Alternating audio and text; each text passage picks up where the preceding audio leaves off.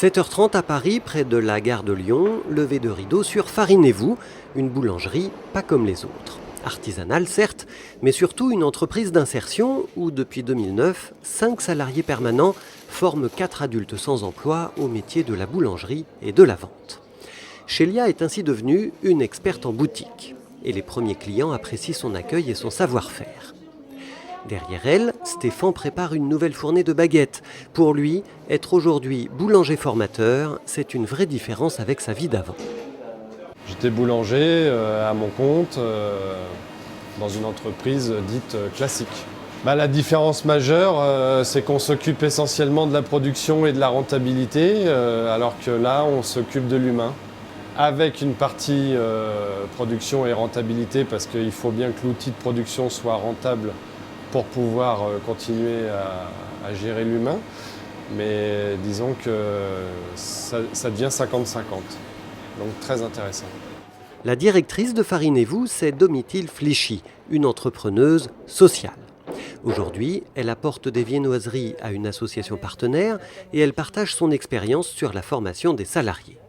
Nous, on est sur des parcours relativement longs, il reste souvent 1 à 2 ans, parce qu'il y a souvent quand même des problématiques. 2 ans d'accompagnement professionnel et social, ce qui suppose des réunions d'équipe, des encadrants bien formés et un effort particulier sur l'accueil des nouveaux arrivants.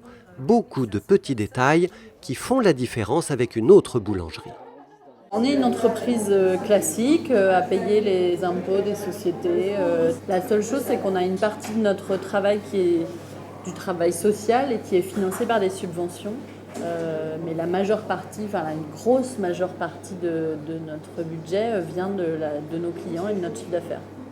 15% de subventions pour l'insertion et un chiffre d'affaires qui augmente régulièrement. Pour une très bonne raison, c'est bon. Les employés du quartier d'ailleurs se passent le mot et à l'heure du déjeuner, Farinez-vous ne désemplit pas. Pour moi, c'est du fait maison, donc c'est forcément mieux que d'aller manger un McDo. Je trouve que c'est équilibré, pour le prix c'est tout à fait correct et j'aime bien toutes les pâtisseries. Il y a plein d'originalités qu'on ne trouve pas ailleurs. Et bien sûr, l'aspect formation-insertion, c'est la cerise sur le gâteau. C'est une bonne initiative et c'est bien qu'il y ait des sociétés ou des concepts comme ça, qui aient cette démarche. Ça peut peut-être aussi en entraîner d'autres. Principale difficulté, trouver des fonds pour financer le volet social de l'entreprise. Pour l'instant, je galère pour arriver à trouver des gens qui croient dans le projet, qui le financent. On a une masse salariale très importante, donc on me reproche beaucoup ça en disant mais vous devez diminuer ça. Sauf que c'est le cœur de mon taf et que c'est le cœur de l'entreprise d'insertion. Mais ça, réussir à faire comprendre ça à des banquiers... Paradoxe, même les banquiers qui se disent solidaires sont difficiles à convaincre.